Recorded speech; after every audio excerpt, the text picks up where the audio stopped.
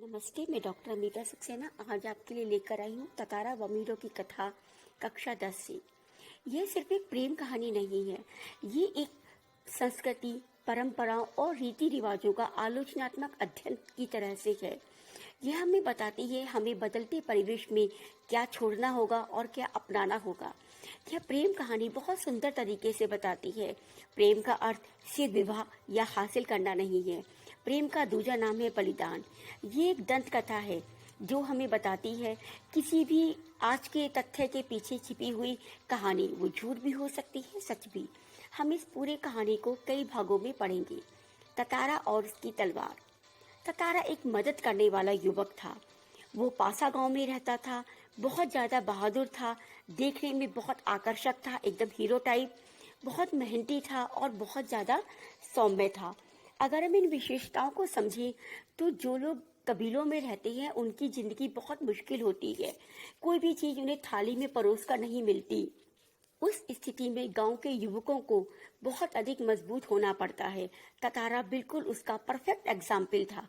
अगर बोला जाए तो एक पूरा सच्चा नायक, सबकी मदद करने वाला, मेहनती, आकर्षक वीर। और सबसे बड़ी विशेषता थी उसकी, वो सौम्य था। सौम्य का अर्थ होता है पोलाइट, बहुत ज्यादा प्यार से सबके साथ बात करने वाला, किसी के साथ बदतमीजी ना करने वाला। अब हम बात करते हैं ततारा की तलवार की।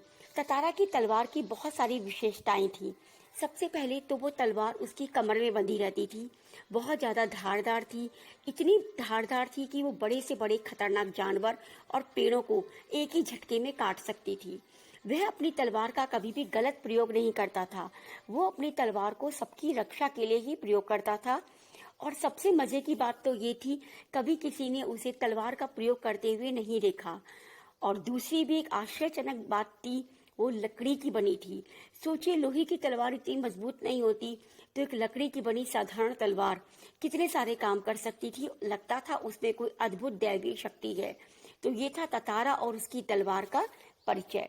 अब बात करते हैं अंडमान निकोबार, एक द्वीप समूह की, जो आज भी है। आप सबने फोटो में भी देखा होगा, आइलैंड। द्वीप समूह का अर्थ होता है चारों तरफ पानी, समुद्र का पानी विशेष रूप से, और बीच में धरती। उस धरती में छोटे छोटे गांव बस जाते हैं। मौसम बहुत सुहावना होता है वहाँ का।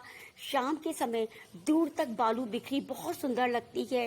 नारियल के पेड़ होते हैं, चारों तरफ से ठंडी ठंडी हवाओं के झोंके आते हैं।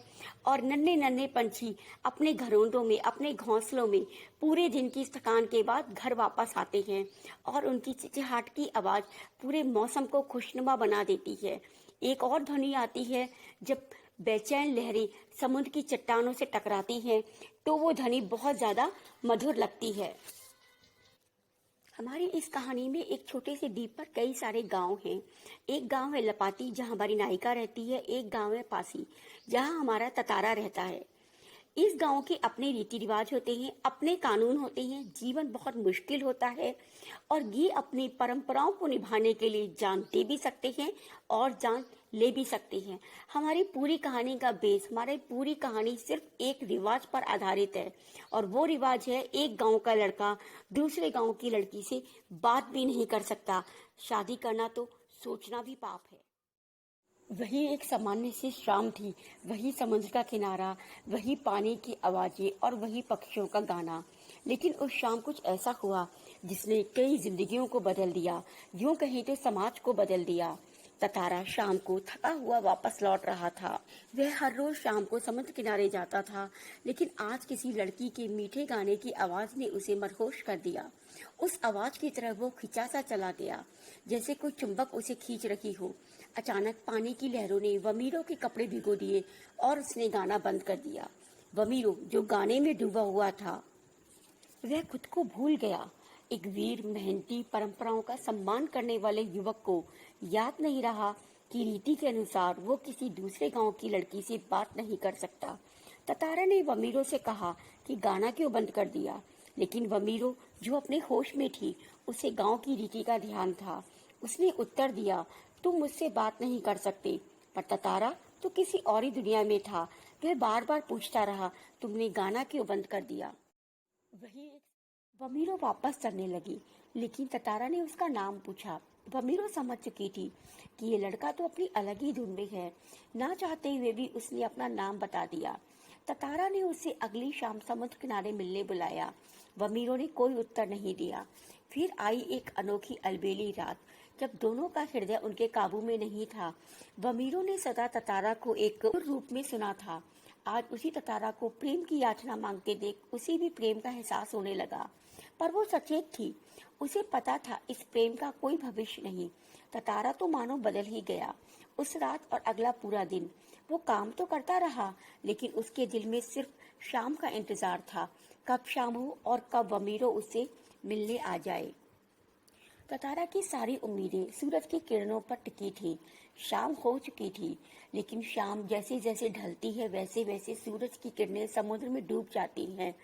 जैसे ही सूरज की आखिरी किरण समुद्र में डूब जाती, ततारा की उम्मीद भी टूट जाती कि वमीरो आएगी, क्योंकि उस मौसम में रात को आना तो असंभव ही था।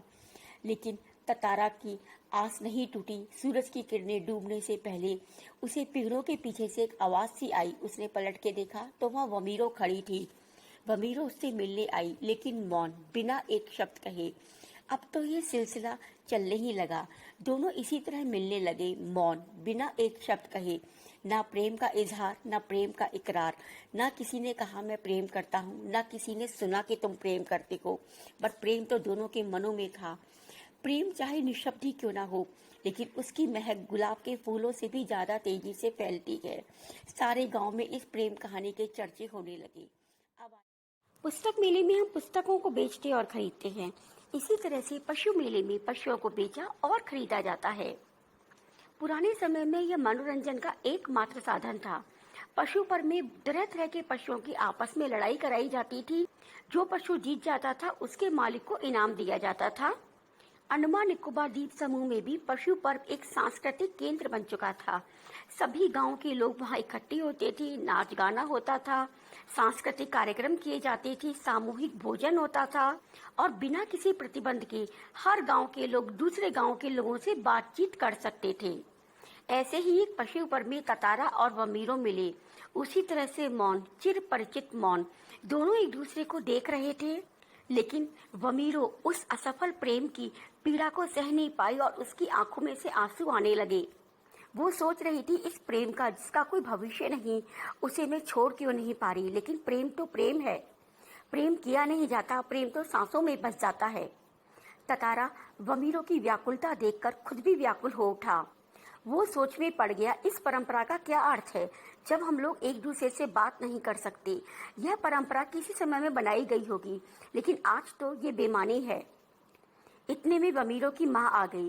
जब उसने देखा ततारा वमीरो को देख रहा है और वमीरो रो रही है, उसने बिना कुछ सोचे समझे ततारा को डांटना शुरू कर दिया, बुरा भला कहना शुरू कर दिया। हम लोग एक माइंड सेट के साथ जीते हैं, एक पूर्वाग्रह। हमारे पास एक सोच होती है। वो सोच ये है कि अगर लड़की लड़के को थप्पड़ मार दे तो हम सोचते हैं लड़के ने कुछ किया होगा, लेकिन अगर लड़का लड़की को थप्पड़ मार दे तो हम सोचते हैं कितना बदतमीज लड़का है, इसे तमीज नाम की चीज ही नहीं है। हम सच्चाई पता कराने की कोशिश ही नहीं करते हैं। हर हाल में हम लड़की को दोषी मानते हैं। यहाँ भी यही हुआ। जब सबने देखा कि वमीरो की माँ ततारा को डांट रही है, सभी गांव वाले ये भूल गए कि ततारा कितना नेक दिल, मेहनती और सबकी मदद करने वाला है। सबके सब ततारा को डांटना शुरू हो गए। ततारा अपने क्रोध के शमन के लिए वहां सबको मार सकता था, लेकिन उसने ऐसा नहीं किया। उसे गुस्सा था उस परंपरा पर जो गांव वाले सदियों से निभा रहे थे। वो चाहता तो समाज के नियमों को कुचलकर अपना प्रेम पा सकता था, पर उसने ऐसा नहीं किया। उससे सब दोष दे रहे थे। वो प्रलय करने की शक्ति रखता था, पर उसने न किसी से सवाल किया, न किसी को उत्तर दिया। उसने अपनी सारी संचित शक्ति से जमीन में तलवार घोंप दी और उसे खींचता गया।